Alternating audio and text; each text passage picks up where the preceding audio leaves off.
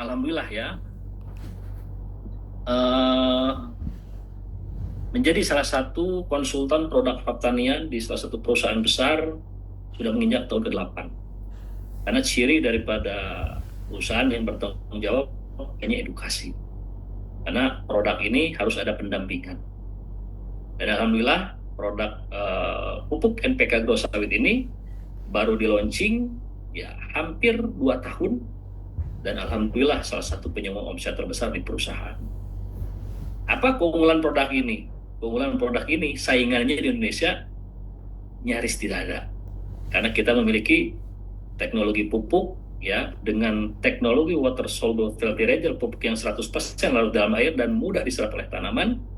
Kemudian yang paling utama, teknologi yang ada pada pupuk ini ya itu tidak dimiliki oleh perusahaan manapun dengan masa 10 kg dan faster absorption-nya ataupun penyerapan ketika diaplikasikan di tanah hanya dengan mengandalkan kelembaban yang ada di tanah atau relative humidity yang ada di sekitar lingkungan kelapa sawit itu bisa diserap.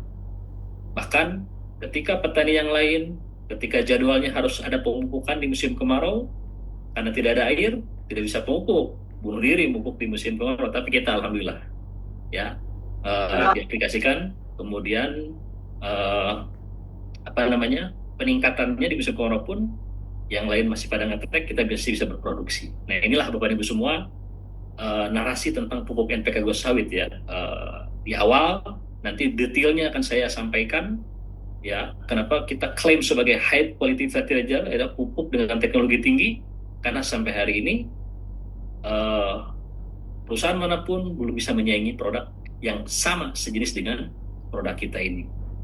12632, kenapa 12, kenapa 6, kenapa 32, ini kajian yang mendalam lebih dari 20 tahun oleh formulator, diaplikasikan di berbagai jenis-jenis tanah di Indonesia, dan formulasi inilah yang cocok, yang mampu mengatasi berbagai permasalahan sawit di Indonesia. Salah satunya buah Parthenocarpi tadi ya, kemudian buah landak, kemudian buah cengkeh yang busuk ya, kemudian sek rasio yang tidak berimbang ya, fruit set, fruit to bunch, semuanya permasalahan sawit. Insya Allah ini solusinya ya. Nah sekarang kalau kita lihat parameter, apa sih parameter produk ini diminati oleh para petani sawit? Nah oke, ketika produk ini di launching, kemudian kita promosikan ke berbagai petani sawit ya, responnya ada yang beli, ada yang banyak, ada sedikit, itu wajar karena first order, pembelian awal. Tapi ciri daripada salah satu produk tersebut sudah banyak menebar manfaat dan kebaikan untuk tanamannya, itu tingkat repeat ordernya sangat luar biasa. Bahkan pembelanjaan salah satu seseorang saja itu sudah tembus sampai di angka 2 miliar satu kali transaksi untuk pengguna yang diarahkan kepada pengguna pemilik kebun sawit ya. Karena kita ingat Bapak Ibu semua, kalau yang background-nya di ekonomi ya, apapun yang dicari oleh konsumen ya, ketika kita membeli barang maupun jasa, yang dicari adalah satisfied, yaitu kepuasan.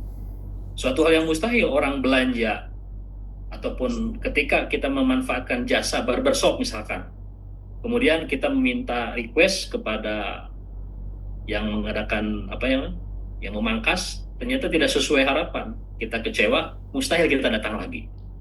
Karena yang dicari kita adalah kepuasan. Sama, barang pun sama. Nah, tingkat repeat order produk ini sangat luar biasa. Ya. Kemudian bagaimana sih respon kok di media sosial begini begitu ya? Kita memaklumi saja. Logikanya begini. Bagaimana mungkin kita bisa menyimpulkan salah satu produk pakai aja belum? Ya. Pakai aja belum tapi sudah menyimpulkan kemana-mana. Ya kita senyumin aja. Karena faktanya saya yang berdampingan langsung dengan para mitra, para reseller, para distributor, kemudian para petani yang pengguna langsung, ya alhamdulillah tidak ada komplain sampai hari ini. Minimal penggunaan produk ini pH 5,5 diaplikasikan, hasilnya dahsyat. Kemudian bagaimana kalau pH-nya di bawah 5,5? Bisakah tanpa dolomit? Bisa, nanti saya akan bahas. Karena ini dari Pak Dudi sebagai panitia tadi menyampaikan bagaimana konsep pertanian ya yang berkelanjutan berarti di situ harus ada unsur organik. Ya, makanya banyak petani-petani yang menggunakan jangkos, dijadikan pupuk kompos, kadang ada yang menebar ternak ya, dan itu tidak disalahkan untuk menekan pertumbuhan gulma, kemudian banyak integritas ya ataupun keterpaduan antara perkebunan kelapa sawit dengan peternakan dan lain-lainnya. Nah, kalau kita nanti ada strateginya, bagaimana caranya kita menginginkan pembangunan pertanian berkelanjutan di komoditas sawit ini. Ya, nanti kita bahas detailnya ya. Kemudian kita klaim sebagai high quality fertilizer, kemudian ini adalah pupuk booster ya untuk meningkatkan kualitas tandan buah kelapa sawit. Mungkin Bapak Ibu semua pernah mendengar juga ada 13627 ya pupuk di luar daripada ini, itu pun pilihan silakan. Tapi yang saya tidak menyebut merek ya 13627 ya sampai hari ini rata-rata banyak berharap di agro sawit. Karena apa? Belum bisa mengatasi masalah buah parthenocarpi tadi. Bunga betina yang tidak dibuahi, kemudian tidak ada inti kernelnya ya. Nah, disinilah Bapak Ibu semua akan kita detilkan, kita bahas semuanya ya. Oke. Nah, Bapak Ibu semua, untuk luas lahan kelapa sawit, ya kita harus tahu juga ya. Dari tahun 2011 sampai 2024 ini yang mengalami terus peningkatan. Bahkan di tahun 2026, luas lahan kelapa sawit ini sudah tembus di 18,5 juta hektar. 18,5 juta hektar ini adalah bahwa Indonesia menempatkan diri sebagai produsen minyak sawit terbesar di dunia yang menyuplai 60%. Ya, berapa produktivitas yang dihasilkan? 52 sampai 55 juta ton CPO per tahun. Ya, kemudian disusul oleh Malaysia ya yang menyuplai 20% dari minyak sawit untuk dunia, kemudian Thailand, jadi 3 di ASEAN negara besar, Indonesia, Malaysia, dan Thailand, bahkan informasinya akan membuat bursa tersendiri ya. 3 produsen terbesar ini akan membentuk sebuah corporate yang besar, 3 negara bersatu kemudian untuk menstabilkan harga terutama ya minyak CPO. Jadi tidak pisah-pisah lagi ya antara bursa KPBN di bawah PTPN ya, anak buah perusahaan dari PTPN, kemudian bursa di Malaysia berbeda-beda. Nah, ini mau disamakan. Tentunya apa yang dilakukan oleh pemerintah ini tujuan utamanya lah ini ingin mendongkrak penghasilan kesejahteraan buat para petani sawit. Itu ada yang urus sudah. Nah, sekarang bagaimana caranya kita bisa meningkatkan kualitas hasil baik secara kualitas maupun kuantitas tadi ya. 18 juta hektar. Kemudian saya perlu menyampaikan juga Bapak Ibu semua bahwa kepemilikan sawit di Indonesia ini dari 18 juta hektar ini dibagi menjadi 3. Ada perkebunan besar swasta yang disebut dengan PBS, ada Wilmar, ada Duta Palma, ada Sinarmas ya yang dikelola secara profesional, ada research and development-nya, bahkan sampai daunnya pun diukur kandungan NPK-nya ya, kemudian kandungan tanah semua diukur secara detail. Perkebunan besar swasta yang menempati 55,76%. Ya sekitar 10,2 juta ya. Nah, kemudian perkebunan rakyat. Nah, mungkin Bapak Ibu semua masuk ke kategori perkebunan rakyat. Nah, perkebunan rakyat itu dibagi 2, ada yang berafiliasi dengan perusahaan besar yang disebut dengan inti plasma, dan ada juga yang secara mandiri swadaya tanpa ikatan dengan perusahaan-perusahaan yang atau berafiliasi dengan perusahaan besar. Nah, ini jelas ya, dari harga pun pasti berbeda ya. Kemudian perkebunan rakyat ini kalau dihitung 40% dari 18,5 juta hektar ini sekitar 7 lah ya, sekitar 7, sekian juta hektar. Kemudian perkebunan besar negara PBN yang oleh PTPN 3,83% ya, sekitar 500 ribuan lah ya. Nah, inilah Bapak semua peta kepemilikan kebun sawit di Indonesia yang per hari ini sudah tembus di 18,7 juta hektar. Oke, kemudian kenapa Bapak Ibu semua sampai hari ini kita selalu mendengar kelapa sawit itu suka dijadikan sebagai perusak ekologi. Bahkan di Eropa itu kampanye negatif tentang sawit itu terus digaungkan. Jangan menggunakan sawit dari Indonesia, dari Asia, karena di sana melakukan deforestasi, alih fungsi hutan dirubah menjadi kebun kelapa sawit. Itu kampanye hitam tentang sawit sampai hari ini. Bahkan ketika banjir bandang di Pulau Sumatera kemarin di bulan November 2025, tetap sawitlah yang dijadikan permasalahan. Padahal faktanya bukan. Ya. Bahkan seorang presiden pun diserang ya karena memang tadi ya. Padahal sawit ini secara ekologi itu tanaman yang sangat paling banyak menyerap karbon dioksida atau aktivitas dari manusia, baik itu dari respirasi, kemudian dari aktivitas apalagi kendaraan, pabrik dan lain-lain. Ternyata sawit ini sangat luar biasa bisa menyerap karbon dioksida sampai 64,5 ton per hektar per tahun. Nah, kenapa sekarang masih ada yang namanya eh, kampanye hitam? Karena di Eropa itu yang namanya minyak kedelai, minyak canola, minyak zaitun, minyak wijen, ya, minyak bunga matahari nggak laku. Sudah perawatannya susah, membutuhkan air banyak. Kedelai saja produktivitasnya hanya 0,47 ton per hektar per tahun. Minyak bunga matahari 0,78 atau 780 kilogram per hektar per tahun. Tapi kelapa sawit mampu mengumpulkan minyak nabati ini sampai 3,36 ton per hektar per tahun. Maka kelapa sawit sampai kapan akan diserang dengan kampanye negatif.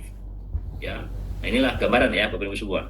Kemudian secara morfologi, nah Bapak Ibu semua, ya sempat di Jawa Barat sawit itu pernah diopinikan sebagai tanaman manja, tanaman yang harus dilindungi, bukan melindungi, itu salah.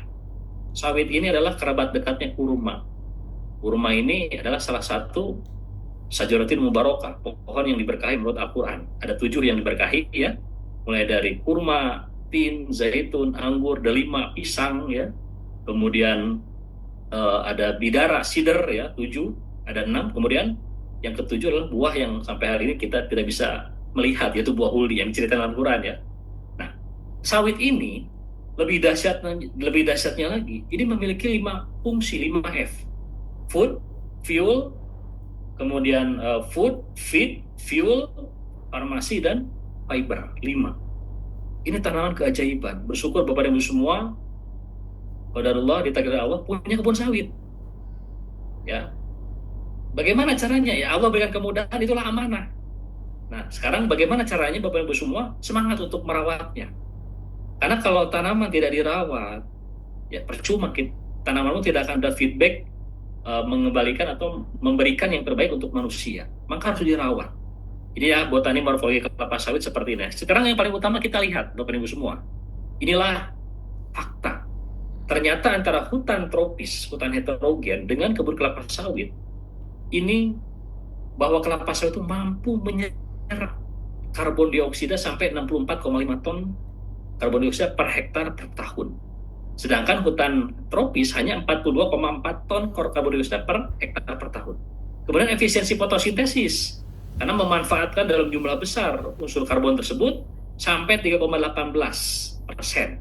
Nah, sedangkan hutan tropis hanya 1,73%. Kemudian yang paling utama, karena hasil fotosintesis ini memproduksi yang namanya pati atau karbohidrat dan mengembalikan air ke atmosfer melalui evapotranspirasi, proses fotosintesis, dan mengembalikan oksigen, ternyata kelapa sawit ini bisa memberikan oksigen sebanyak 18,70 ton per hektar per tahun.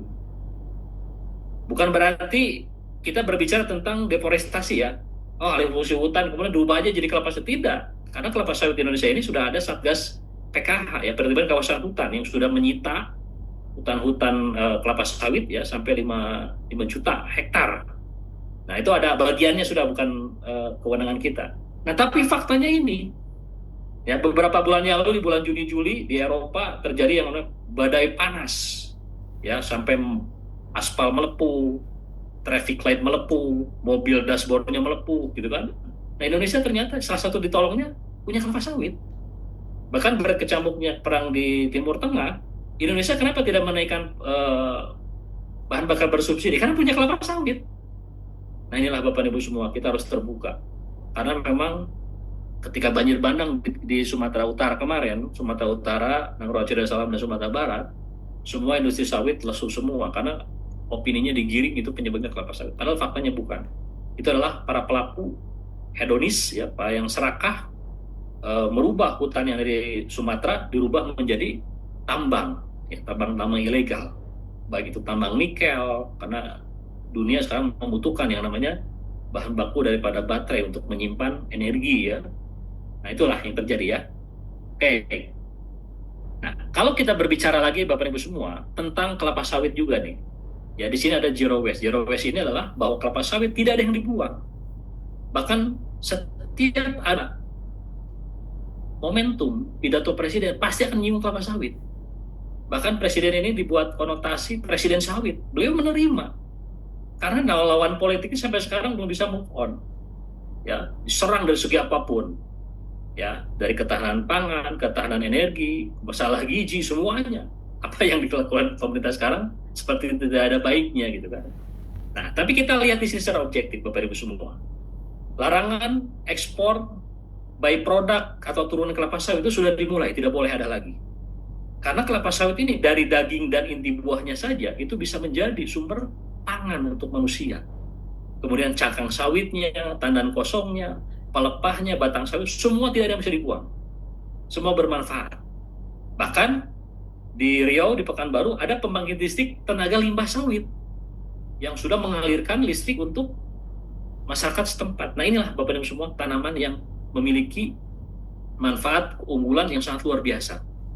Jadi silahkan bandingkan, ada nggak tanaman yang memiliki 5F seperti kelapa sawit? Kelapa biasa apakah sama dengan kelapa sawit? Belum tentu. Nah, 5F itu apa? Mulai dari food, semua jenis makanan, baik itu minyak goreng, kemudian campuran coklat, margarin, dan lain-lain, itu semua didapatkan dari minyak kelapa sawit. Kemudian farmasi, vitamin A dan vitamin E itu di sumbernya dari kelapa sawit.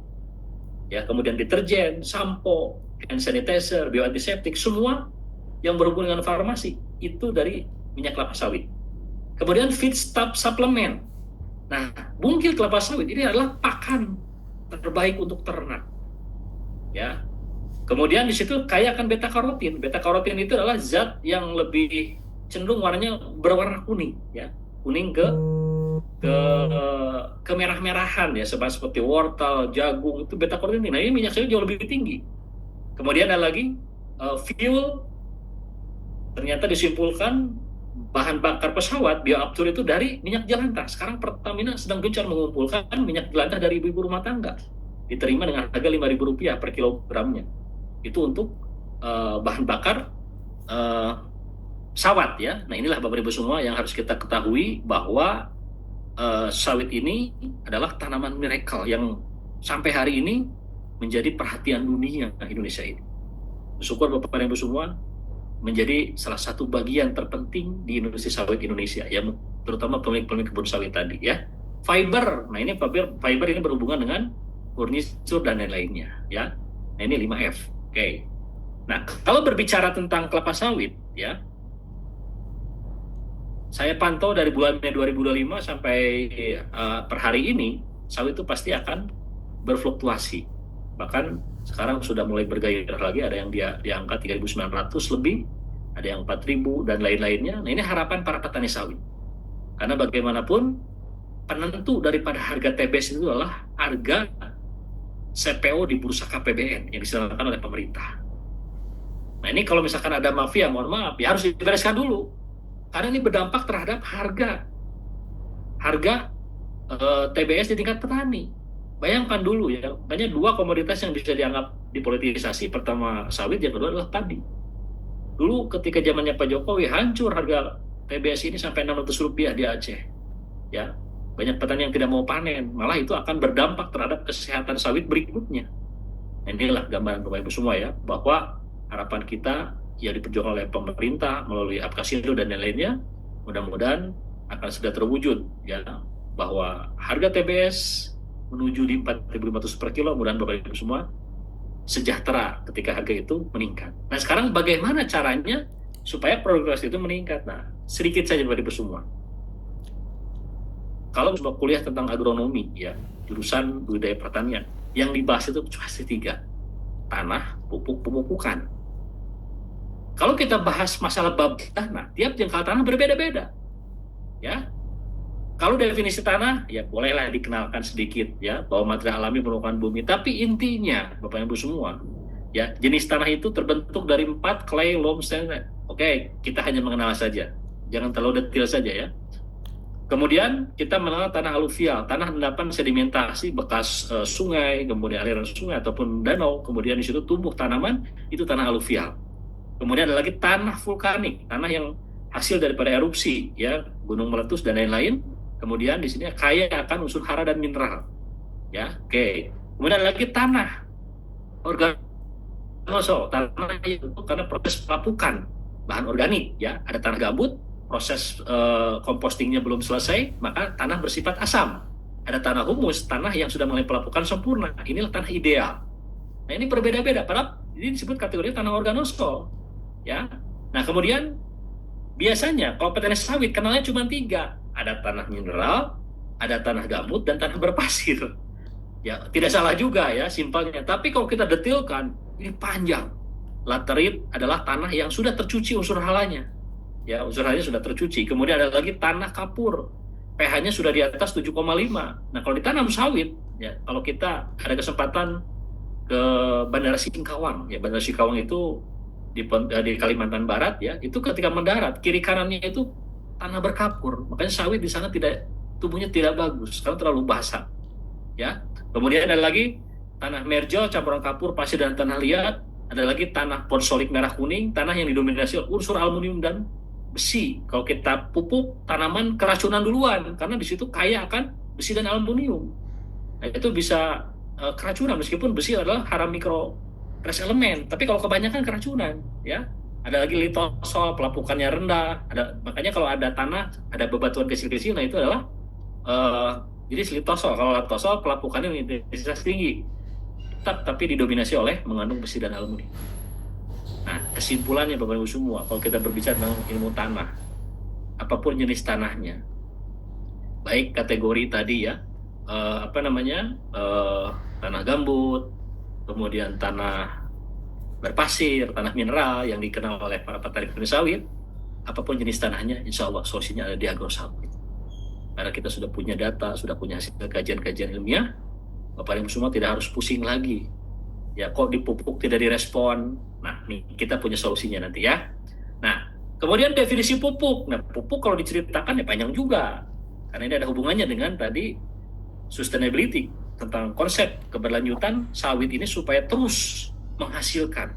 Ya, intinya tentu harus memasukkan bahan-bahan organik. Ya. Nah, seperti ini defisiensi hara dan lain-lainnya. Ya, mungkin Bapak Ibu semua pernah melihat ya tanaman-tanaman seperti ini. Oke. Nanti kita bahas detailnya. Bagaimana cara mengatasi tanah yang yang progresnya rendah, gitu kan, tingkat unsur haranya tidak terlalu banyak, ya. Kemudian pH-nya rendah. Nah, ini yang ada yang paling utama Bapak Ibu semua. Ada 5 cara terbaik pemupukan. Saya kenalkan dulu ya, meskipun dulu belum masuk materi agrosawit. Aplikasi produk kita ini, Bapak Ibu semua, adalah pertama ya, narasinya bahwa produk kita ini adalah terobosan pupuk di industri kelapa sawit di Indonesia. Dengan kemasan 10 kilo yang identik untuk TM1 8 tahun, bisa untuk 20 pohon. Aplikasinya sedikit, tapi responnya luar biasa. Bahkan kita sudah punya video, ada peningkatan 30-60%. Nanti videonya kita tampilkan. Nah, muncullah pertanyaan tepat waktu. Aplikasi agrosawit rata-rata itu 4 kali dalam 1 tahun atau 3 bulan sekali. Pak, boleh nggak dirubah? Misalkan aplikasinya menjadi 2 kali saja supaya efisiensi. Nah, sama seperti halnya Bapak Ibu semua sudah terbiasa makan pagi, siang, dan malam, kemudian dikenyangkan di waktu breakfast-nya, di sarapan, makan siang, makan malam tidak ada, kira-kira gimana rasanya? Jadi ini kajian paling mendalam, harus aplikasinya 4 kali. Jadi pemupukan yang bagus itu bukan pemupukan yang diberikan sekenyang-kenyangnya kemudian tidak ada lagi pemupukan, bukan. Tapi pemupukan yang kontinuitasnya ada. Ketika 3 bulan grafiknya sudah menurun kandungannya, kemudian kita sediakan lagi. Dan tidak berat, hanya setengah kilogram saja. Ya, 500 gram saja. Ini tepat waktu. Tepat jenis. Nah, ini sebagai bahan evaluasi ya. Mohon maaf saya tidak menyinggung produk manapun. Jadi tepat jenis, banyak petani-petani sawit ini ingin mendapatkan efisiensi biaya, kemudian mencampur pupuk sendiri. Ya, contoh, mohon maaf ya, saya harus menyebut ya, yang punya nitrogen 46%, jenis urea. Ada yang subsidi, ada yang tidak, itu urea ya. Kemudian ada SP36-nya, sumber fosfor 36%, ada KCl-nya, ada sumber boronnya, ada dolomitnya, toksis dan lainnya. Kemudian diaplikasikan di oplos bersamaan. Apa kelemahannya? Bapak Ibu semua ingat. Makanya ini ada kenapa nitrogen di agrosoil itu 12%. Jadi kalau ketika fase sawit tanaman menghasilkan, sedang ada fase pembesaran buah, dihajar dengan nitrogen tinggi, karena Bapak Ibu semua mohon maaf, belum mengenal karakter nitrogen pada urea itu seperti apa. Itulah yang menyebabkan ngetrek di kemudian hari. Karena nitrogen itu adalah unsur nitrogen, urea itu unsur nitrogen yang memiliki kandungan 46% yang akan memacu proses vegetatif jauh lebih panjang. Kalau tidak percaya, tanaman durian yang sedang berbunga berbuah, hajar nitrogen, udah rontok semua. Nanti akan pertumbuhannya vegetatif lagi. Di sawit pun sama kejadian seperti itu. Maka daripada Bapak Ibu semua bingung, ya nyampur-nyampur aduk, kok ujung-ujungnya malah tidak menghasilkan, bertahun-tahun sawit itu rugi. Nah, lebih baik pakai yang sudah terbukti, yaitu nanti diarahkan ke agrosawit. Tepat dosis. Kenapa dosisnya sedikit? Karena produk kita ini, dosisnya ini memang 500 gram. Tergantung TM ya, penamaan TM pun berbeda-beda tiap daerah. Ada TM 1 4-8 tahun 500 gram. TM 2 9-13 tahun 625 gram. TM 3 14-20 tahun 750 gram. TM 4 di atas 20 tahun 875 gram per aplikasinya, tidak ada yang 1 kilo. Nah, sekarang pertanyaan kok sedikit amat. Bagaimana korelasi dengan peningkatan hasil? Apalagi bisa tembus di 60%. Itulah pupuk yang kalau dalamnya ada teknologi, itu bisa mengatasi berbagai permasalahan yang ada di sawit. Ya. Nah, maka dari itu Bapak Ibu semua, kita harus mengenali 5T ini dulu. Ya. Nah, kemudian selain 500 gram. Nah, sekarang muncul pertanyaan, kenapa 500 gram ini bisa meningkatkan hasil sampai 60%? Bagaimana ceritanya? Bagaimana korelasinya? Nah, Bapak Ibu semua ingat, teknologi diciptakan untuk mempermudah kinerja manusia. Teknologi diciptakan tanpa kesepakatan banyak orang. Itu ciri-ciri teknologi ya. Teknologi diciptakan pasti akan menebar manfaat. Seseorang bisa membuat pesawat, tidak pernah bercerita ke orang lain, setuju nggak saya buat pesawat? Kalau tidak setuju, saya tidak akan buat. Tidak seperti itu kan. Teknologi itu ya laksanain mengalir. Nah, produk kita ini syarat akan teknologi. Kemudian gini, kalau misalkan porsi makan kita, ya disebutnya Portugal, porsi tukang gali, banyak. Nah, kenapa para astronot yang mendarat di bulan, yang mendarat di luar angkasa, itu hanya mengkonsumsi kapsul saja? Yang ketika saya baca referensinya, ada sumber dari proteinnya, dari kacang-kacangan, dari coklat gitu ya, dibuat kapsul, sekali makan kalorinya terpenuhi cukup. Ya, itu salah satu teknologi pengganti makanan ya. Kan tidak ada yang membawa nasi Padang ke bulan misalkan ya. Nah, seperti itulah ya. Nah, itu dosis. Nah, oke, nanti detailnya akan saya bahas di bagian dosis ya. Tepat caranya ada yang ditabur, ada yang ditanam. Itu cara aplikasi agrosawit. Kemudian tepat sasaran, berapa meter? Apakah dari diaplikasikan di sekitar piringan seperti yang biasanya? Tidak. Kita memberikan makanan itu hanya 30 cm dari pangkal batang saja. Nanti kita bahas teorinya. Dari mana dasarnya? Nanti ternyata akar yang aktif itu adanya di pangkal batang. 30 cm ya. Nah, ini 5T dulu yang kita bahas. Nah, kemudian ada lagi pertanyaan. Kenapa sih agrosawit hanya 500 gram saja per aplikasi untuk TM1 4-8 tahun? Sedangkan kami 2,5 kg NPK merek lain, 4 kali aplikasi 10 kg per pohon per tahun. Nah, pertanyaannya sangat pertanyaan seperti itu, kemudian jawabannya sangat singkat. Jadi para ahli pertanian itu menyimpulkan ternyata pemupukan terutama di kelapa sawit, ya kalau katakanlah 10 kg, itu yang diserap itu hanya 1-3 kg saja. Nah, yang hilangnya berapa? 70-90%. Kenapa bisa hilang?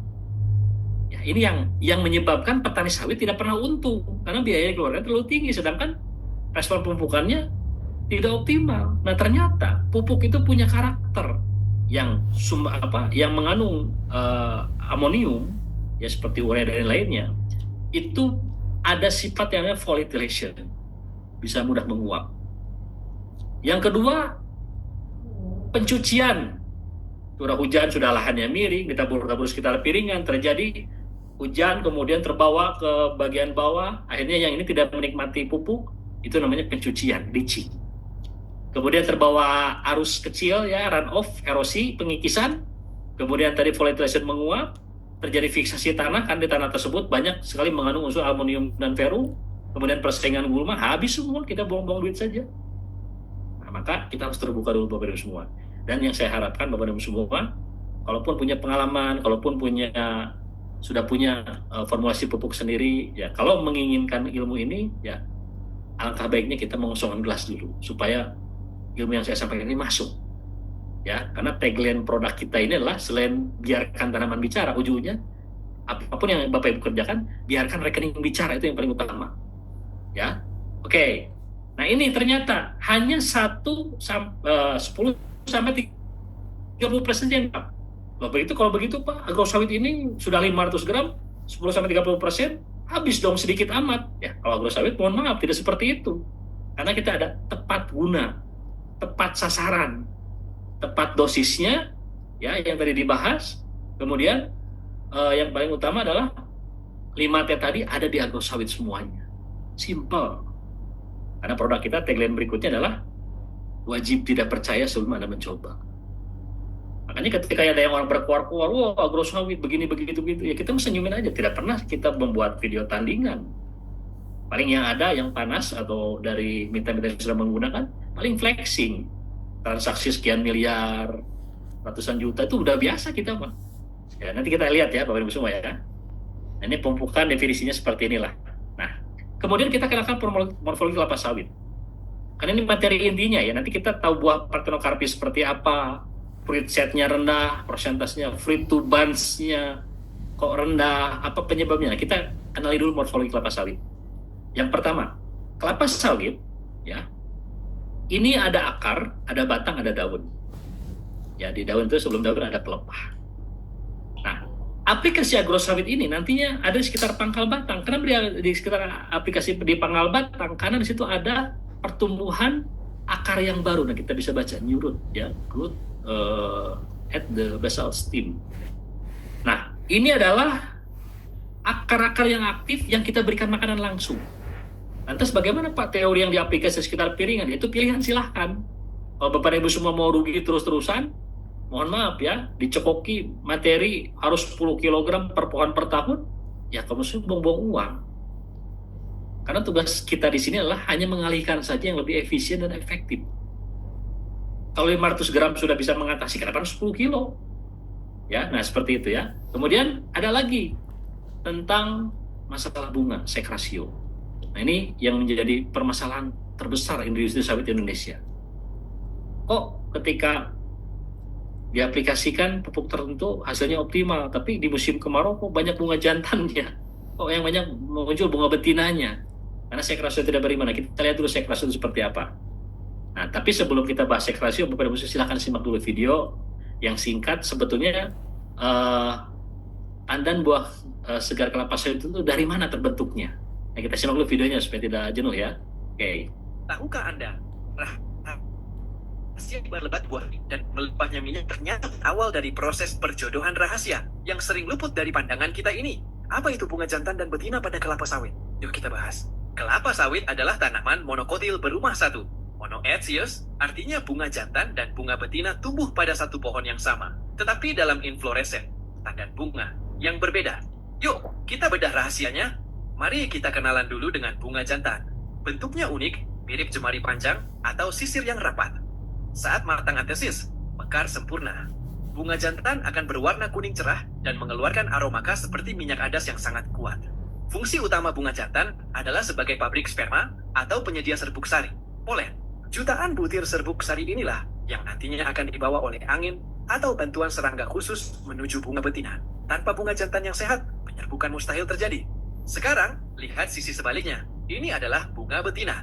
Bentuknya jauh lebih bulat, kompak, dan menyerupai miniatur tandan buah yang masih muda. Fungsi utama bunga betina adalah sebagai penerima serbuk sari dan tempat berkembangnya bakal buah. Pada ujung setiap kuntum bunga betina terdapat kepala putik, stigma, yang akan membuka dan mengeluarkan lendir lengket saat siap kawin. Tugasnya adalah menangkap serbuk sari yang berterbangan agar proses pembuahan bisa dimulai. Lalu, bagaimana pertemuan keduanya bisa menghasilkan buah sawit yang unggul dan berbobot tinggi? Ada 3 faktor utama. Pertama, bantuan kumbang penyerbuk, Elaedobius camerunicus. Kumbang kecil ini adalah pahlawan tanpa tanda jasa. Mereka tertarik dengan aroma bunga jantan. Tubuh mereka tertutup serbuk sari. Lalu mereka berpindah ke bunga betina dan mentransfer polen secara sempurna.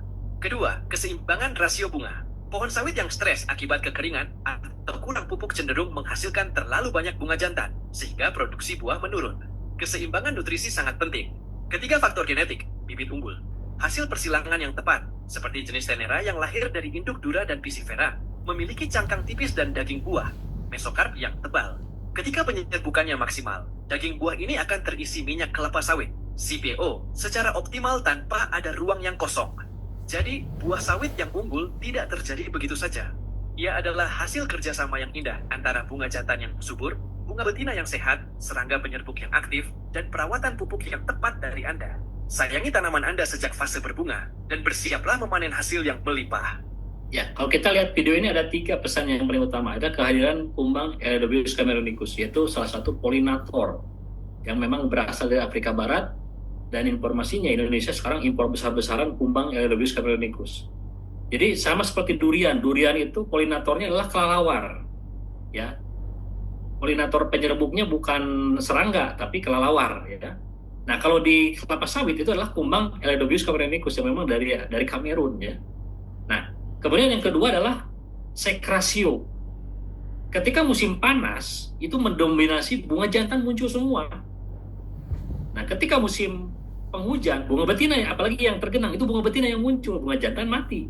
Nah, ini permasalahan sawit di Indonesia. Ya. Nah, ini kita lihat berikutnya. Jadi Bapak Ibu semua, kalau berbicara tentang bunga dan penjualan kelapa sawit, ini sangat cukup rumit. Ya. Kemudian Pak, bagaimana cara ngadirin kumbang Elaedobius camerunicus? Sebetulnya alami. Indonesia itu impor dari tahun 80-an. Malaysia lebih awal tahun 70-an. Nah, tapi kumbang tersebut sekarang banyak berkembang. Yang penting kita jangan menggunakan kimia sintetis dari pestisida yang mematikan kumbang itu sendiri. Ya, kalau kita lihat di sini bunga dan penyembuhan kelapa sawit, mungkin Bapak semua ngelihatnya juga pusing duluan. Nah, tapi ada 2 tadi yang saya sampaikan mengenai bab tanah, mengenai masalah tadi ya, bagaimana supaya penyerbukannya optimal, fruit set-nya di atas 75%, fruit to bunch-nya juga prosesnya tinggi ya. Kemudian buah landak bisa teratasi, kemudian berbagai permasalahan kelapa sawit, jawabannya masalah tanah, masalah fruit set, sekrasio itu jawabannya ada di agrosawit. Bapak Ibu semua tidak usah pusing mikirin apa munculnya buah parthenocarpi, buah landak ini mudah. Yang penting aplikasikan bismillah. Insya Allah itu akan menjadi solusi untuk pertanian di seluruh Indonesia dengan hadirnya produk agrosawit ini. Ya, oke. Nah, kalau kita lihat lagi Bapak semua, morfologi bunga kelapa sawit ini, kalau misalkan yang muncul satu pohon itu bunga jantan saja, apa yang bisa diharapkan? Kalau di kurma, banyak petani kurma itu mengumpulkan benang sari polennya itu untuk dijual nanti ketika ada praktisi atau pelaksana kebun kurma yang membutuhkan polennya dijual, ada itu, online pun ada. Tapi kalau buah kelapa sawit, bunga jantan tidak ada. Nah, maka yang paling penting intinya bagaimana kita menghadirkan kumbang Elaedobius camerunicus, kemudian sekrasionya bisa berimbang supaya terjadi penyerbukannya optimal, jangan sampai timingnya telat, bunga jantan sudah muncul duluan, buah betinanya telat, bunga jantan sudah terkulai, akhirnya bunga betina tidak dibuahi, jadilah buah parthenocarpi, buah yang tidak laku dijual di pabrik kelapa sawit. Itu masalah utama. Nah, maka Bapak Ibu semua, berbagai permasalahan sawit di Indonesia, salah satunya adalah buah parthenocarpi. Apa itu buah parthenocarpi? Ini penyebabnya. Ya, pertama, penyerbukan tidak sempurna. Kenapa penyerbukan tidak sempurna?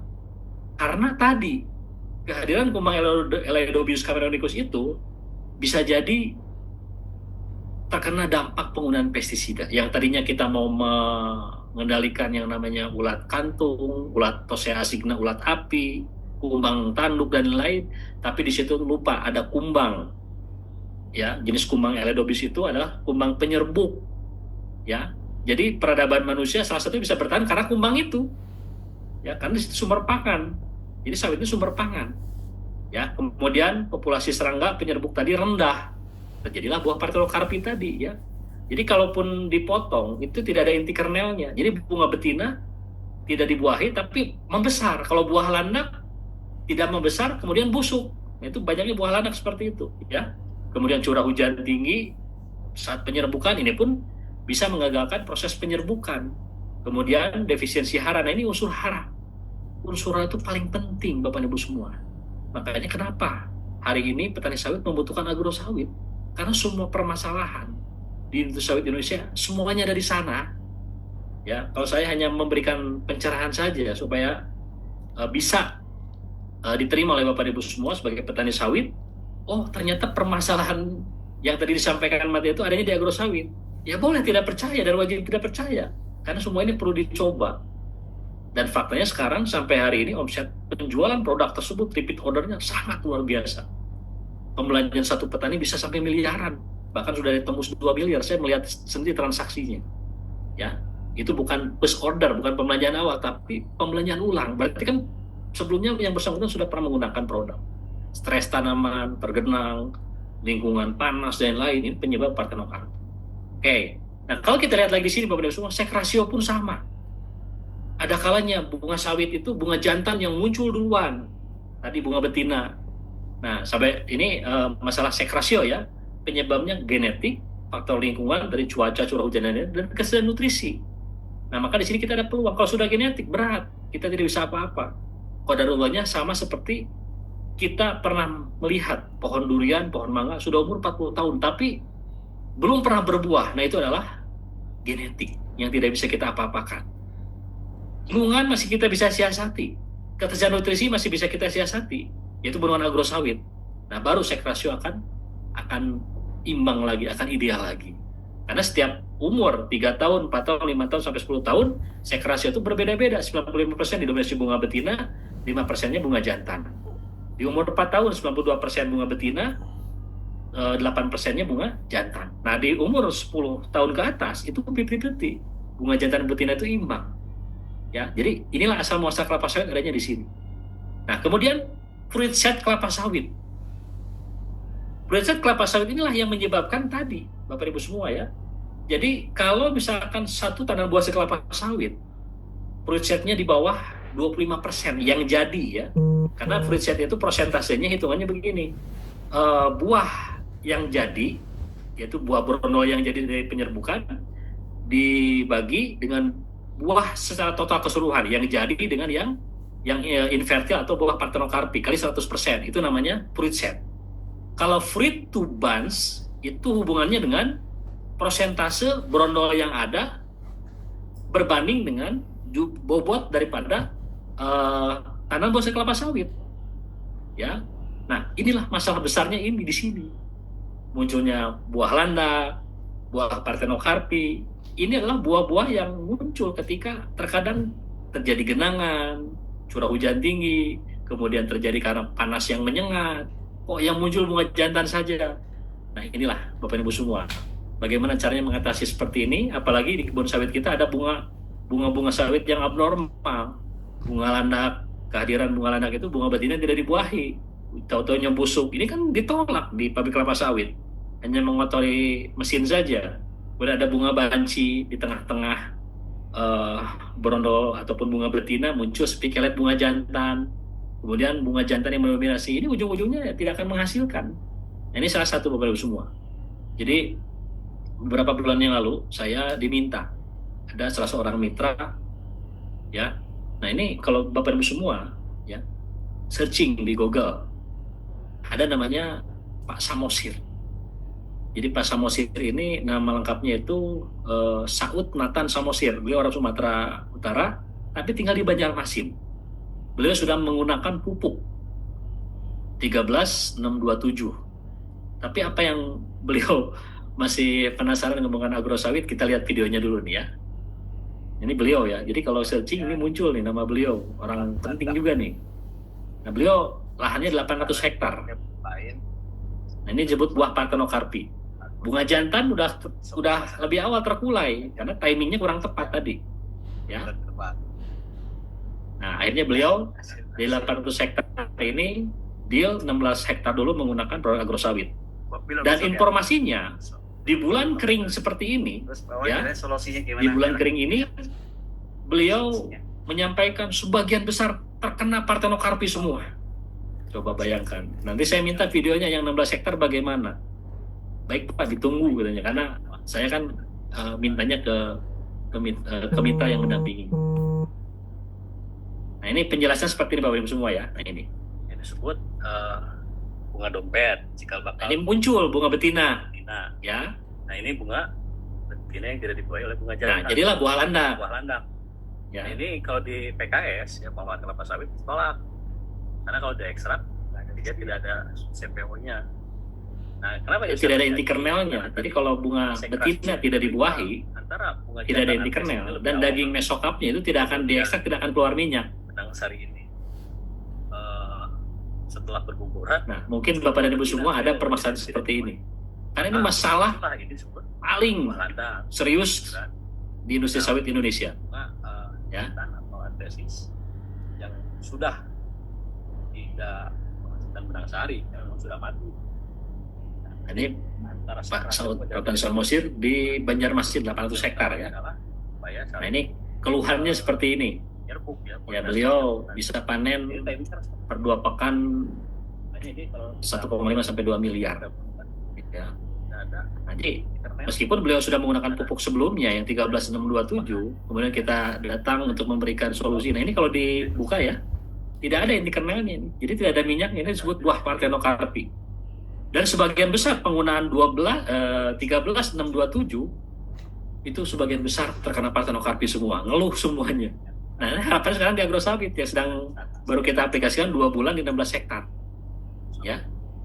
Nah, kalau faktor genetik setelah diaplikasikan. Nah ini yang seperti ini pun diaplikasikan juga. Ya tapi baru beberapa bulan, tapi sudah mulai nampak perbedaannya ya. Nanti saya update lah, mudah-mudahan nanti di grup ya. Oke. Nah ini Pak Saud Nathan Samosir ya, pengusaha sawit 800 hektar di Banjarmasin. Searching saja ada nanti keluar tuh beliau tuh, orang kaya di Banjarmasin ya. Nah kemudian perjalanan bunga dan buah dari bunga dompet sebelum dibuahi sampai panen itu perlu waktu 6 bulan. Ya, kalau tidak ada gangguan, tidak ada serangan hama penyakit, tidak ada masalah penyakit psikologis dan lainnya, kita bisa panen. Ya, seperti itu ya. Nah, kemudian Bapak Ibu semua, jenis kelapa sawit pun harus mengenal juga. Karena dulu zamannya Pak Harto ada yang namanya jenis kelapa sawit Dura. Dura ini, jadi kalau kita lihat buah kelapa ini hampir sama dengan kelapa sawit. Ya, buah kelapa biasa dengan kelapa sawit itu hampir sama. Ada tapasnya, nah itu tapas itu mesokapnya, daging buahnya, ada batoknya, cangkangnya, dan ada inti kernelnya. Nah, kalau Dura ini dulu ditanam di kebun sawit di Indonesia ini karena memang progresnya tinggi, cuman rendemennya rendah, di bawah 21%. Itu Dura. Ya, meskipun hasilnya melimpah, tandan TBS-nya gede-gede, cuma OER-nya, oil extraction rate-nya, rendemen minyaknya 21%, di bawah 21%. Jadi kalau saya punya 1000 kg brondol ya atau TBS, kemudian diekstrak, itu minyaknya bisa di bawah 180 kiloan, rugi kalau secara hitung-hitungan. Sekarang kan 21-22% OER-nya ya, rendemennya. Nah, kalau Piscifera, dia daging buahnya tebal, inti kernelnya tidak ada. Jadi kalau diekstrak, minyaknya banyak. Tapi kalau ditanam, itu yang muncul nanti bunga jantan semua. Nah, akhirnya para ahli menyilangkan. Jadi kalau ada istilah DXP, berarti Dura dan Piscifera disilangkan, jadilah Tenera. Nah, Tenera ini yang ideal, yang tengah. Daging buahnya tebal, kemudian cangkang kernelnya, batoknya kecil, inti kernelnya seimbang. Nah, ini yang sering digunakan oleh ya ataupun yang direkomendasikan oleh PPKS itu sendiri, yaitu jenis Tenera. Jadi kalau ada DXP, itu jenis Tenera, berarti persilangan Dura dan Piscifera. Ya, minimal kita tahu dulu lah. Nah, ini hanya ini saja, saya lewat dulu. Nah, sekarang masuk ke materi inti Bapak Ibu semua. Karena yang cuannya paling kerasa ini, ya. Karena apapun yang Bapak dan Ibu ikutin, ujung-ujungnya Bapak Ibu semua punya kebun sawit. Ujung-ujungnya kan biarkan rekening bicara. Maka ini materi intinya di sini kan kita bahas. Jadi hanya pengenalan saja lah, ya.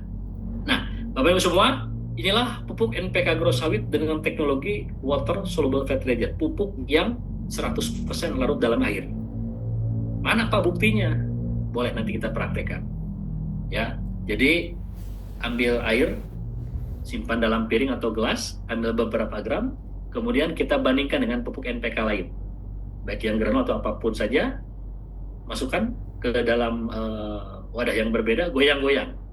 Nah, hitungan kecepatan water soluble fertilizer yang ada pada agrosawit di bawah 20 detik. Pupuk yang lain bagaimana? Ya, saya tidak menjelekkan ya, lama. Nah, artinya dari teknologi water soluble fertilizer ini kita ya memiliki teknologi yang bisa diaplikasikan di musim kemarau, yang tidak bisa dilakukan oleh pupuk-pupuk yang lain. Mana buktinya Pak? Aplikasi musim kemarau nanti saya perlihatkan. Ya, nah kita klaim sebagai high quality fertilizer. Kenapa? Karena memang produk kita ini kualitas tinggi. Makanya banyak orang yang menyebut, wah produk ini mahal, satu karung kok sekian, dibanding dengan NPK merek lain lebih murah. Oke, itu pilihan. Tapi kan karena belum mendengarkan penjelasan, dianggapnya mahal. Padahal nanti kita head to head. Yang ini sama-sama untuk 20 pohon, 50 kg. Ini untuk 10 kg untuk 20 pohon. Nanti kita hitung berapa. Ya, oke. Nah, sekarang kita lihat lagi Bapak Ibu semua. Apapun yang dikerjakan oleh Bapak Ibu semua, ya, dalam budidaya pertanian ini tetap ingin meningkatkan kualitas hasil tanaman buah dari kelapa sawit meningkat. Apalagi pemerintah sedang mengusahakan bagaimana caranya harga TBS ini tembus di 4.500. Ya, sudah hasilnya meningkat, harga TBS yang 4.500, apalagi yang di atas 9 tahun ya, karena beda kalau buah pasir di bawah 8 tahun dengan yang di atas 9 tahun pasti beda. Tapi kan keinginan ini, azam ini kan boleh dalam Islam pun. Faiza azamta fatawakkalna Allah. Jadi kita bertekad tekad kuat dulu, optimalkan. Nah, nanti urusan harga TBS pemerintah bagiannya gitu kan. Nah, sekarang kita benahi dulu di budidaya, ya. Oke. Secara penampilan produk agrosawit itu seperti ini. Ya, di situ ada 5 logo. Ya, ada 5 logo. SNI, Faster Absorption, More Cost Effective, Complete Nutrient Supply, dan Satisfaction Garansi. Nanti kita detailkan seperti apa. Kemudian ada tulisan agrosawit, ada tulisan Premium Fertilizer. Apa arti tulisan Premium Fertilizer? Yaitu pupuk yang diformulasikan dengan kandungan tertentu untuk meningkatkan kualitas hasil tanaman buah kelapa sawit. Ya, nanti detailnya ya. Kemudian di situ ada tulisan NPK 12632, hasil kajian panjang lebih dari 20 tahun. Jadi solusinya itu ya. Nah, kemudian tulisan Cina-nya itu apa? Ini produk Cina bukan, produk asli dalam negeri. Nah, kalau diterjemahkan sama ya, water soluble fertilizer, pupuk yang mudah larut dalam air. Kemudian ada tulisan booster.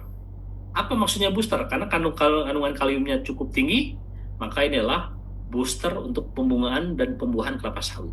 Pak, boleh nggak nih diaplikasikan ke tanaman padi? Nanti saya liatin ya video yang diaplikasikan ke tanaman padi seperti apa padinya. Bahkan tadi Pak Dudi ya yang membuka acara ini, beliau punya testimoni di tanaman pepaya. Biasanya ini musim kemarau muncul virus kuning atau virus mozaik ya, virus Gemini pada pucuk, itu yang ditakuti oleh para petani pepaya California. Tapi beliau mengaplikasikan produk ini aman. Ya, tidak terkena virus kuning yang ada pada pucuk. Nanti kita detailkan ya. Nah, legalitasnya Bapak Ibu semua, ini diproduksi oleh CVNPK Agrokimia. Ya, ini bukan pupuk organik, pupuk anorganik, tapi kita klaim produk ramah lingkungan karena mudah larut dalam tanah, tidak menyisakan residu. Nah, kenapa Pak diproduksi oleh CVNPK Agrokimia atau bukan PT? Mau CV mau PT, yang penting itu legalitas sudah diketahui oleh pemerintah. Dari ini izin edar Kementerian Pertanian sudah dapat semua. Nomor pendaftaran 0103 2025 70, 01 jenis anorganik, 03 jenis suitable powder, 2025 tahun izinnya dikeluarkan, 70 adalah urutan pupuk yang sejenis ini ada urutan ke-70. Kemudian nomor pendaftaran barang di Kementerian Perdagangan sudah terdaftar, distributor tunggalnya ada, nanti ya kita bahas detailnya. Kemudian uji berkalanya ini setiap 3 bulan kita diujikan dan alhamdulillah tidak pernah kurang dari 12,632. Ya, semuanya rata-rata ada margin di atas itu. Kalau di bawah berarti produsennya siap disomasi dan siap dibubarkan pabriknya. Karena untuk mendapatkan ASN itu susah, insya Allah sampai hari ini tetap komitmen. Makanya dari perusahaan kita terus mengujikan per 3 bulan. Dan alhamdulillah dari 3 bulan tersebut tidak pernah kurang dari 12 dan 32. Nah, ini hasil ujian-ujiannya ya. Kelihatan nggak nih? Nanti dibagikanlah slide-nya ya. Nah, ini definisinya boleh disimak ya. Agrosawit adalah pupuk prioritas tersebut berada laut serta tanaman dan diperkaya dengan kandungan unsur-unsur yang dibutuhkan tanaman kelapa sawit, sehingga mampu meningkatkan fungsi akar, batang, dan daun. Ada zat pengatur tumbuh, ada pembenah tanah, yang intinya adalah untuk meningkatkan produktivitas tanaman hasil kelapa sawit. Karena ini untuk pertanian berkelanjutan di Indonesia. Ya, oke. Nah, sekarang kandungan pupuk pada NPK agrosawit yang dipublikasikan. Pertama ada halamakroprimer, NP dan K yang 12 dan 32 tadi. Kemudian ada makrosekunder. Nah, makrosekundernya bukan kalsium magnesium karbonat, bukan dolomit, tapi magnesium oksida. Kemudian mikrotrace elemennya lengkap. Ada boron, ada cuprum, ada zinc, molybdenum, ferrum, klor, dan mangan. Hal mikroesensial yang dibutuhkan tanaman. Ada zat pengatur tumbuh dan pembenah tanah. Ini yang dipublikasikan kandungannya ya. Kemudian, nah ini keunggulan. Apa yang disebut dengan standar nasional Indonesia itu? Nah, untuk produsen pupuk yang mau katakanlah memproduksi produk ini, itu harus wajib ber-SNI, berstandar nasional Indonesia. Apa tujuan utamanya? Tujuan utamanya adalah bukti kehadiran pemerintah melalui Kementerian Pertanian untuk memproteksi para konsumen supaya produsen ini tetap istiqomah, jangan mengutak-atik. Nah, dari SNI inilah produsen mendapatkan SNI itu susah, tidak mudah. Maka kita klaim produk ini adalah kualitasnya terjamin. Jadi kalau ada pertanyaan, Pak, kalau misalkan tiba-tiba hasilnya produknya tidak sesuai, bagaimana? Ya inilah hadirnya SNI itulah untuk memberikan rasa aman pada konsumen, dan kualitas ini kita klaim adalah kualitas terjamin, tidak pernah kurang. Siapapun boleh mengujikan, silahkan. Kalau untuk agrosawit diujikan di Sukopindo misalkan minimal 1 kintal 100 kg ya. Nah, seperti itu ya. Ya, sambil baca dulu ya, sebentar ya, ada telepon masuk dulu. Ya, saya lanjutkan lagi ya. Nah, tadi SNI. Yang kedua, faster absorption. Di dalam agrosawit itu ada teknologi water soluble fatty, pupuk yang berlarut dalam air dan penyerapannya 2 kali lebih cepat yang tidak ditemui di pupuk-pupuk yang lainnya. More cost efektif ini berhubungan dengan efisiensi dan efektivitas. Efisiensi ini berhubungan dengan penghematan biaya. Efektivitas berhubungan dengan tepat gunanya. Jadi kalau 500 gram untuk TM1 48 tahun sudah bisa ngatasi, ngapain kita belikan 10 kilo per pohon per tahun? Jadi kita berikan hanya 2 kg saja per pohon per tahun. Nah, inilah nanti para petani sawit mendapatkan efisiensi. Kemudian, complete nutrient supply ini berhubungan dengan nutrisi yang cukup lengkap untuk sawit yang ada dalam kemasan agrosawit ini. Dan yang paling utama, Bapak Ibu semua, ada yang disebut dengan satisfaction garansi. Apa itu satisfaction garansi? Garansi kepuasan. Tadi sudah saya bahas bahwa apa ya pun yang dicari oleh konsumen adalah kepuasan. Nah, kalau Bapak Ibu semua menggunakan produk ini selama 1 tahun atau 4 kali aplikasi, tidak terbukti, tidak ada perubahan, tidak ada dampak signifikan, silahkan barangnya tidak usah dikembalikan, duitnya kita balikan. Itu komitmen kita sebagai pengedukasi dan produsen bahwa produk kita ini dipertanggungjawabkan, bahkan dunia akhirat. Ya, jadi ketika ada orang yang mohon maaf karena lidah tidak bertulang menyelekan begitu kan, ya kita maklumi, kita memaafkan. Karena yang bersangkutan yang mungkin belum tahu, belum pernah mencoba tapi sudah beropini, kan sayang sebetulnya. Nah, tapi di sisi lain ketika orang sudah meragukan, di sisi lain orang sudah panen duit ya dari adanya produk ini. Jadi SNI, faster absorption, more cost effective, predictable supply, dan satisfaction garansi. Nah, ini yang paling utama ya.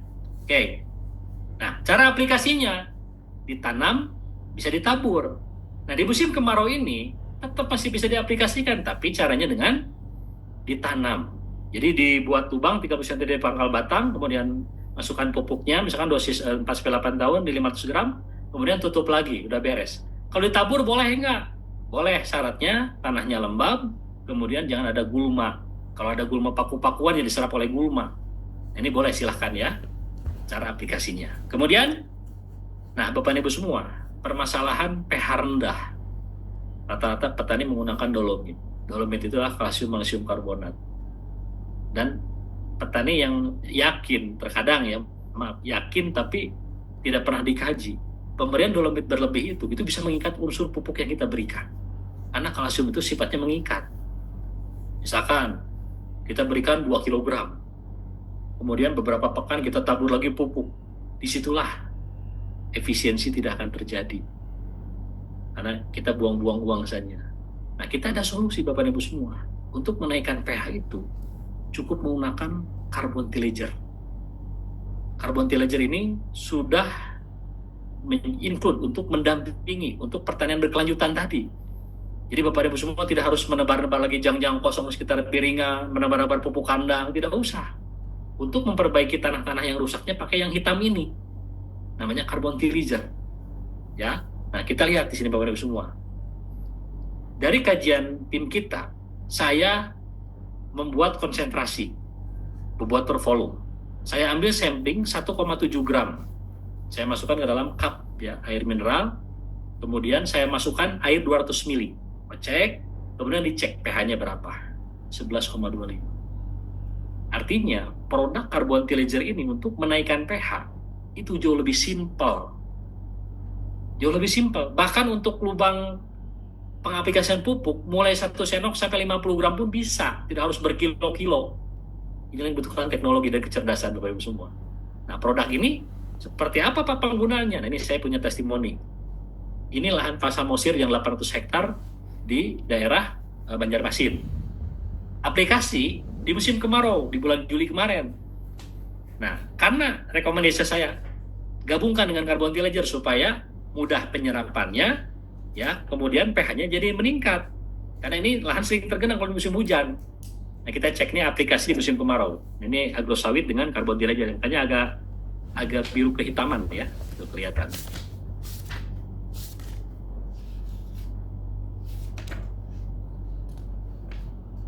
Nah, ini aplikasi lahan Pasamosir di Banjarmasin. Nah, kemudian yang video tadi yang ada yang Pasamosir ini udah aplikasi kedua. Nah, ini sama, ini pun menggunakan carbon tillage. Karena di sana pH-nya fluktuatif, kadang rendah ya. Nah, ini yang kalau rendah daripada spekulasi, daripada nabur dolomit, kita aplikasi dengan agrosawit. Ya, nah kita lihat ini. Nah, ini setengah kilo ya diaplikasikan untuk satu pohon. Nah, ini tadinya banyak buah Parthenocarpi, ini sudah aplikasi kedua. Nah, kenapa beliau antusias mengaplikasikan ini? Karena tadinya itu lahan yang ini itu keluhan sampai kita buat video itu di tempat yang ini itu ingin mengatasi masalah ini. Ini beliau ngikutin sudah aplikasi kedua. Tunggu sampai 4 kali aplikasi, kalau tidak ada dampak sama sekali, duit dibalikin. Kita beri seperti itu. Artinya kita bertanggung jawab. Ya, oke, itu ya. Nah, kemudian bagaimana cara menghitung kebutuhannya? Gampang. Hitung populasi jumlah pohon kelapa sawit dalam 1 hektar, kemudian tentukan stadium umur tanamannya. Nah, kalau bingung kelapa sawit saya entah berapa ya, rata-ratakan saja misalkan 136 pohon per hektar, udah. Kemudian tentukan stadium umur tanaman. Nah, kalau kita di tim konsultan agrosawit ini, ada yang disebut tanaman itu stadianya, ada disebut TBM, tanaman belum menghasilkan di bawah 4 tahun ya, meskipun ada sawit umur 2 tahun sudah dipaksa berbuah ya, tapi pertumbuhan berikutnya kurang optimal ya. Kemudian TM1 4-8 tahun, TM2 9-13 tahun, TM3 14-20 tahun, TM4 di atas 20 tahun.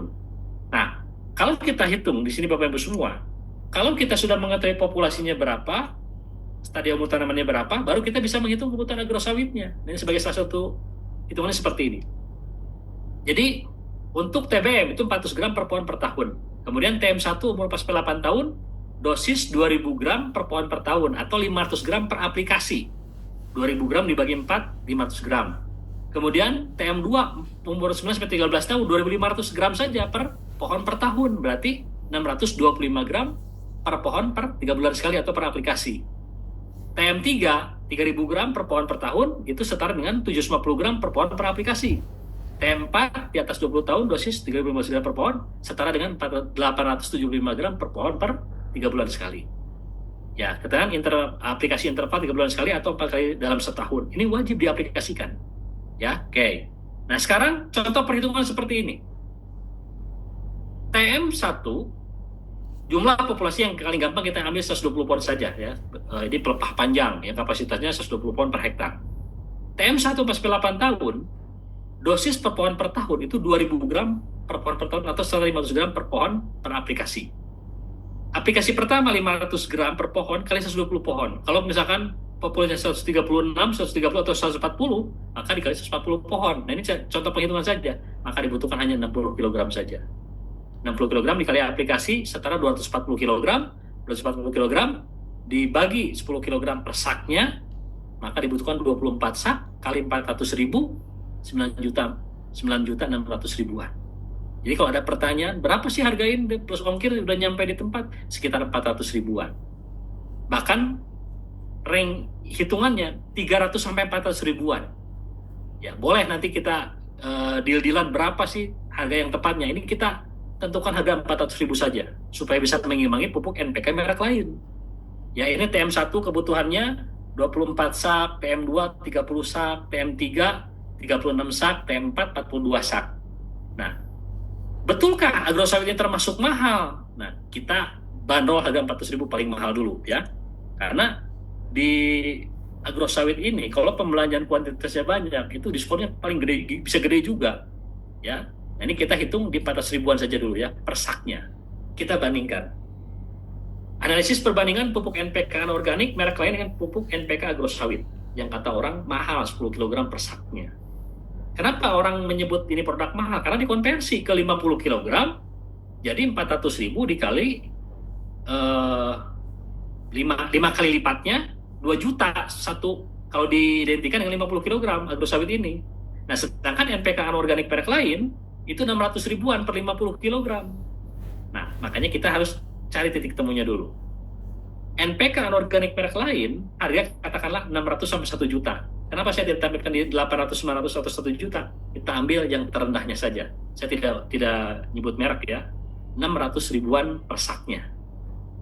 Kebutuhan untuk luasan 1 hektar ya, karena 1 sak ini setara untuk 20 pohon, 2,5 kg per aplikasinya, dikali 4 kali aplikasi, maka dibutuhkan 6 sak.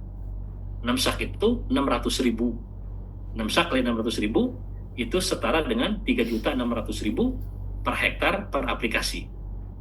Nah, NPK agrosawit yang 50 kg untuk 20 pohon, kita 10 kg untuk 20 pohon juga. 1 sak 10 kg untuk 20 pohon per aplikasi, maka kebutuhannya 6 sak per hektar, 6 sak dikali 400.000, 2.400.000. Maka kalau dihitung-hitung per aplikasi itu ada efisiensi biaya senilai 1.200.000 per aplikasi atau 4.800.000 per hektar per tahun. Mahalnya di mana? Itu secara head to head mengenai analisis perbandingan biaya. Secara hasil bagaimana? Oke, kita lihat. Ini ya, sudah ya. Nah, Bapak Ibu semua, kalau Bapak Ibu melihat foto seperti ini bukan pamer ya.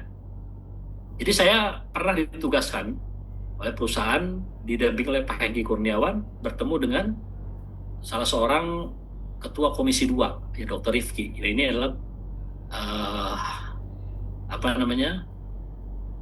anak buahnya Pak Haji Isam lah, kasarnya seperti itu. Nah, di sini saya banyak diskusi panjang.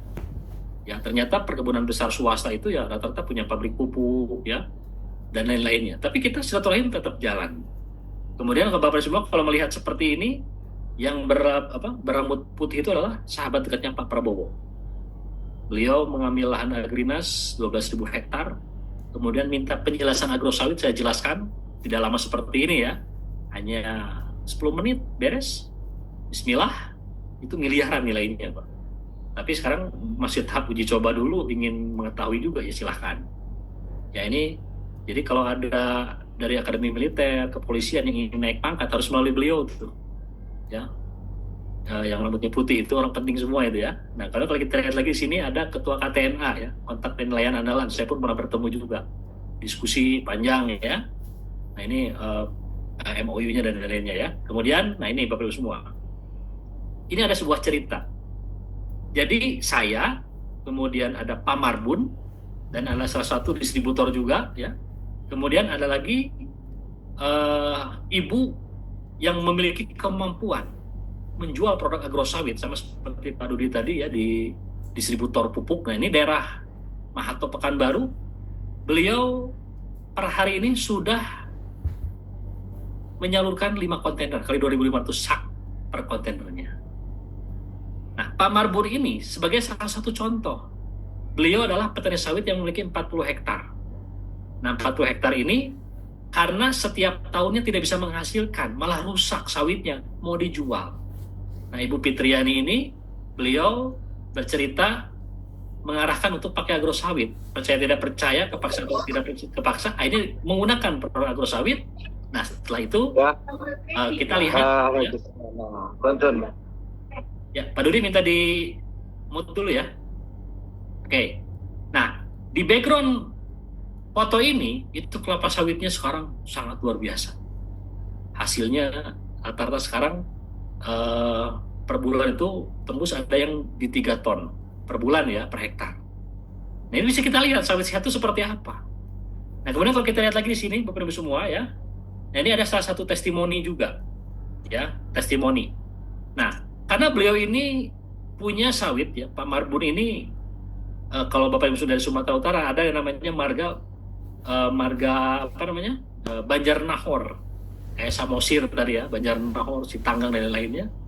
Nah, saya pun diberikan kesempatan berkunjung ke daerah Mahato ini. Ada lahan 4 hektar khusus yang paling ujung. Ini karakter tanahnya berpasir. Ini menggunakan agrosawit hampir 1 tahun. Jadi udah 3 kali aplikasi, mau masuk 1 tahun. Seperti apa respon tanaman setelah diaplikasi agrosawit? Oke, kita simak dulu ya. Oke, teman-teman, kita di lokasi petani kita ya, Pak Marbun yang di blok lainnya. Bisa lihat kondisi daunnya hijau. Nah, ini alhamdulillah pelepah terbuka, kemudian buahnya keliling, buah partenokarpik teratasi, sekrasio permasalahan itu teratasi. Tapi di sini dari 4 hektar ini ada 3 pohon, ya, 3 pohon, dan itu secara genetik sudah tidak bisa diperbaiki. Ya, itu ada video berikutnya itu terpisah. Ini sebagai salah satu testimoni dari tim kita langsung melihat ya aplikasi agrosawit yang sudah 3 kali. Ya, 3 kali berarti sudah masuk 9 bulan dan mau menjelang 1 tahun. Ya, Bapak Ibu semua bisa dilihat sawit yang sehat itu dari pelepahnya hijau, ada putih-putihnya, kemudian pelepahnya terbuka, kemudian buahnya keliling. Nah, ini Pak Marbun yang punya ya. Beliau punya lahan 40 hektar di daerah Mahato. Kemudian nanti ada diskusi sebelum menggunakan agrosawit seperti apa dan setelah menggunakan agrosawit seperti apa. Nah, nanti ada diskusi ya setelah ini. Nah, ini masih dalam pemantauan. Ternyata rata-rata di sekitar pangkal pelepah itu semua buah keliling semua. Ya, alhamdulillah ini dampak penggunaan agrosawit ya. Ya udah 9 bulan penggunaan berarti 3 kali aplikasi ya. Nah, ini kita lihat langsung diskusinya seperti ini ya.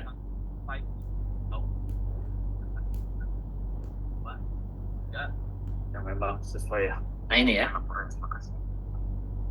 Kembali, Bang Paman. Ini ada beberapa blok hijau. Jadi yang tadi benar ini ada 2, yang 3, dan kita langsung ingin bertanya seperti apa kondisi menggunakan agrosawit yang sekarang luasannya berapa hektar ini, Pak? 4 hektar. 4 hektar ya. Berpasir. Berapa ton, Pak, dari 4 hektar itu untuk 1 bulan?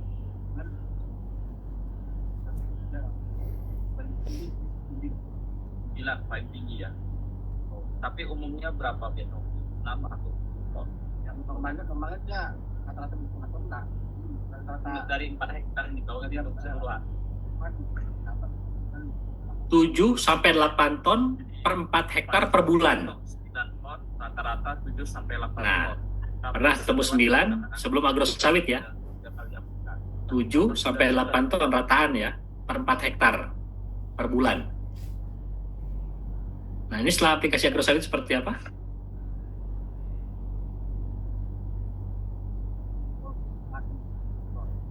Dan pendapat 4 tengah kita tarik paling 10 hari hari 4 ton. Berarti kalau 1 bulan kali 3 12. Luar biasa. Nah, dari 7-8 ton, dari setelah aplikasi agrosawit ini cukup begitu lama, itu didapatkan jadi 12 ton per 4 hektar. Artinya, per hektar itu dikategorikan itu paling sedikitnya 3 ton per bulan.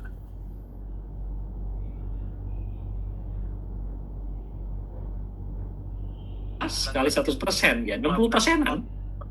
Ya, sekitar 60% kenaikannya. Dan ini real, kita langsung komunikasi. Ini beliau dari tahun 80-an ya, jadi petani sawit ya. Fakta ya, karena Pak Marbun ini nanam sawit dari tahun 1988 ya. Kenapa? Jadi sudah 30 lebih ya. Jadi beliau ini termasuk paham sekali. Bahkan beliau juga nggak mau diwawancarai sebelum terbukti lahan pribadi, Pak ya. Itu Pak. Nah, Kita pemakai. Nah, kita jadi bukan hanya misalnya hanya orang lain lain. Ini kan langsung pertanyaan. Alhamdulillah, yang penting kita sudah lihat videonya ya, tadi sudah disorot setiap pangkal pelepahnya, buahnya keliling terus. Ini di bulan Juli ya, tanggal 8 kalau nggak salah saya kunjungan ke sana itu. Ya, nah ini Bapak Ibu semua, kalau melihat di kebunnya ada pohon bongsor, pelepahnya hijau, tapi tidak menghasilkan apa-apa. Nah, kita pun tidak berharap banyak juga Bapak Ibu semua, karena ini pohon ini di awal itu pertumbuhan sangat luar biasa. Tapi apa mau dikata, qadarullahnya pohon ini adalah pohon secara genetik tidak bisa tidak bisa menghasilkan ya. Nah, kita punya pupuk bagus pun tidak bisa mengatasi. Karena dari 4 hektar ini ada 3 karakter pohon seperti ini. Jadi pohon yang munculnya adalah bunga lanak semua. Nah, ini secara genetik. Karena sudah aplikasi tidak ada respon. Jangankan sebelum agrosawit pun pernah diaplikasikan tidak ada respon juga. Nah, ini secara genetik sudah seperti itu. Ya, ini pohonnya bongsor gede ya. Oke, kita lihat lagi testimoni berikutnya. Ini penggunaan agrosawit yang hampir menjelang 2 tahun. Ya, di daerah Pekanbaru juga ya, kita lihat videonya. Selama agrosawit buahnya sangat besar-besar, super. Kalau masyarakat bilang di sini itu buahnya buah angkong. Jadi satu buah ini satu angkong. Ini dia buah yang ada di lokal. Ini aplikasi agrosawit sudah tembus menjelang 2 tahun. Ini testimoni paling terlama ya, karena memang agrosawit ini baru menjelang 2 tahun ya. Nah, jadi sekarang testimoni sudah mulai bermunculan nih. Pemakaian sudah hampir 2 tahun ya. Ini suara Bu Fitri tadi ya. Beliau salah satu distributor dari Maharto yang sudah menyalurkan 5 kontainer langsung.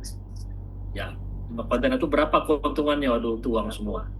Ya, langsung terjun ke petaninya ya. Nah, ini mana buktinya penggunaan agrosawitnya? Nah, ini buktinya.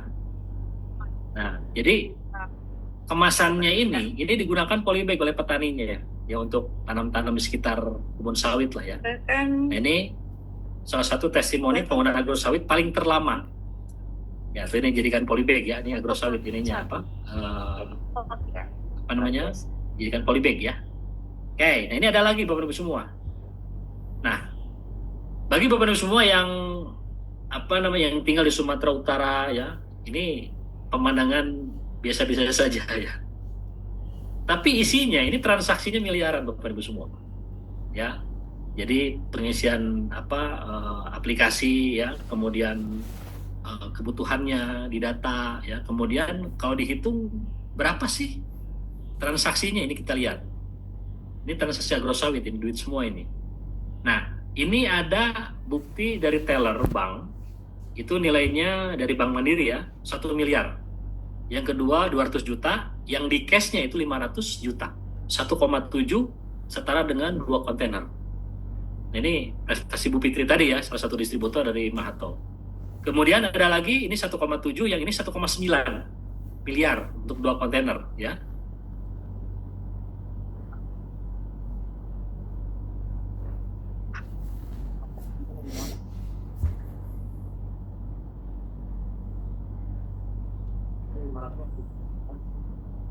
Itu nilai 500, nah cashnya 400 juta tetap dipegang ya.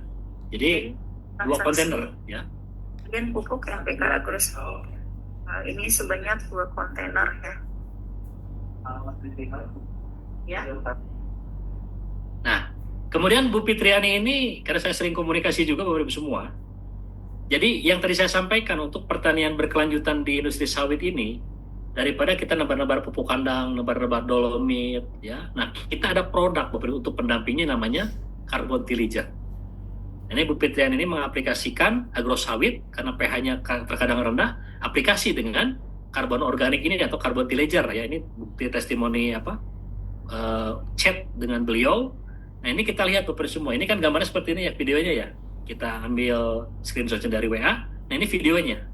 Ya, ini video penggunaan agrosawit yang dikombinasi dengan Carbon Tillage. Kita lihat. Di bagian ini kita akan melakukan pengaplikasian pupuk agrosawit, di mana sebelumnya beliau sudah menggunakan pengaplikasian pupuk NPK. Seperti apa sih dampak penggunaan setelah 2 kali? Nah, lihat pelepahnya. Ini pemupukan yang kedua. Ya, pelepah terbuka semua. Jadi kalau Bapak Ibu semua menyimak dampak dari penggunaan pupuk itu, yang direspon pertama adalah warna hijau daunnya, kemudian pelepahnya terbuka. Ya. Tebal. Nah, Pelepah semakin lunak. nah, ini sudah dipastikan hasilnya pasti akan meningkat. Ini parameter pertama, ya. Pelepah terbuka, warna hijau daunnya ideal. Nah, itu cikal bakal bunga betina, bunga jantan akan muncul secara seimbang. Sawit. Ya, nah ini tadi yang saya ceritakan. Ini Carbon Tillage ini mengganti dolomit. Bapak Ibu semua tidak usah pusing. Nabur-nabur dolomit 2 kilo, 1 kilo. Ini cukup 1 sendok makan atau 50 gram saja per lubang tanam yang diikuti dengan agrosawit. Nah, insya Allah nanti di Pak Dudi disediakan. Harganya terjangkau dan ini teknologi yang paling mudah untuk menaikkan pH bagi Bapak Ibu semua yang punya lahan di lahan gambut yang pH-nya rendah. Ya, ini videonya seperti ini. Ini laporan nih. Ya, ini Carbon Tillage per 1 kiloan. Ini bisa untuk 20 sampai 50 pohon. Oke. Ya, simpel kan. Ambil satu. Nah, ini pengganti dolomitnya ya. Masangnya seperti ini udah. Oke, terima kasih Pak Wawan. Nah, ini Ini kita kedatangan salah tamu satu di pembelian pupuk NPK ya, sawit petani yang plus membeli pupuk agrosawit ya. pupuk dolomit. Nah, beliau nyebutnya dolomit. Nah, ini adalah Carbon Tillage, pupuk karbon ya. Sawit. Terus, terima kasih Pak Sargi. Siap. Nah, ini orderan ke daerah Batu apa namanya yang di Bagan Batu ya, dari Pekanbaru ke arah Sumatera Utara ya. Ini 1000 kilogram. Jadi sudah hal yang biasa gitu Bapak Ibu. Nah, ini yang diaplikasikan dengan agrosawit. Nah, kalau lahannya sudah ideal ya tidak usah pakai karbon ini ya. Tapi yang pakai karbon tadi sedikit saja pH langsung naik. Karena kalau pH di bawah 5,5 responnya lambat. Ini yang sudah saya sampaikan tadi. Saya bikin larutan 1,7 gram per 200 mili ataupun 8 gram per liter air, itu pH-nya langsung 11,25. Jadi Bapak Ibu semua harus efisien. Ya, nabur dolomit itu pilihan, tapi kan harus cerdas juga Bapak Ibu semua. Kebanyakan dolomit itu unsur pupuk yang itu terikat, karena unsur kalsium itu bisa mengikat unsur yang lain. Ya, nah seperti itu ya. Nah, ini buka agrosawit di kontainer seperti ini.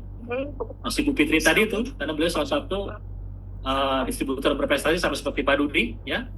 Nah, ini kontainer dibuka langsung ya di gudang di Pekanbaru ya. Ini kontainer seperti ini. Nah, ini kemudian ini dalamnya seperti ini ya, penurunan agrosawit ya. Nah, kemudian stoknya bagaimana Pak? Kemampuan pabrik berapa banyak? Nah, ini kemampuan pabrik satu hari ya itu di atas 25 ton. Ini kita lihat ya, ini per hari ya. Ini stoknya melimpah, jangan khawatir nggak kebagian. Tanggal 24 Ya. Ini stoknya nih. Juni 2026 agrosawit 12.632 sudah ready stok 300 ton di gudang A6 Ya, ini stoknya ya. Kemampuannya jangan takut kehabisan, karena kemampuan pabrik kita pun masih bisa ditingkatkan ya. Nah, ini salah satu aplikasi 2 Januari. Ini permasalahannya tadinya tanaman ini pernah berbuah, karena ini kan buah pasir ya awalnya itu kan. Kemudian ngadat, tidak mau berbuah lagi. Nah, aplikasi 2 Januari 2026 Agrosawit. Oke, Assalamualaikum warahmatullahi wabarakatuh. Ini masih bersama Bapak Sutar ya Pak. Alhamdulillah tadi aplikasi jam. Nah, ini di 27 April 2026. Nah, intinya sudah banyak perubahan ya. Ini sudah mulai banyak perubahan. Kita aplikasikan. Mulai dompet sudah mulai muncul setelah 3 bulan ya. Pokoknya Seperti ini. Maksudnya yang sama. Jadi kita demplotnya di lahan-lahan atau yang marginal, yang paling parah sekalipun ada ya, testimoninya ada. 3 bulan ya. Dikasih lagi pupuk ini setengah kilo. Tadi ini pohon yang sama. Nah, apalagi ini yang video ini ya. Video ini ya. Nah ini sama ya. Muncul buah Parthenocarpi didominasi. Ini 8 November kalau nggak salah ya, 2025. Ya, bersama Bapak Yudi. Ini sawit usia kurang lebih 6 tahun. Ini banyak sekali bunga jantan ya. Kita ini aplikasi tanggal 8 November 2025. 8 November 2025 ya. NPK Agrosawit. Nah, masalah yang saya sampaikan ya, Parthenocarpi muncul semua di sini.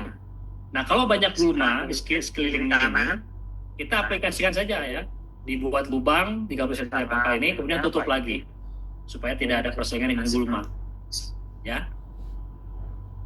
Jantan yang banyak di sini ya.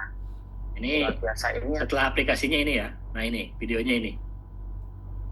Assalamualaikum warahmatullahi wabarakatuh. Tanggal 20 Januari 2000. Dari 8 November, ini 20 Januari. Saya berada di yang aplikasi Agrosawit, ya, rata-rata semua buahnya keliling. Ya, kebun ini ya, kebun ini masih yang sama ya. Bapak Haji Jasri, luasannya kurang lebih 13 hektaran lah.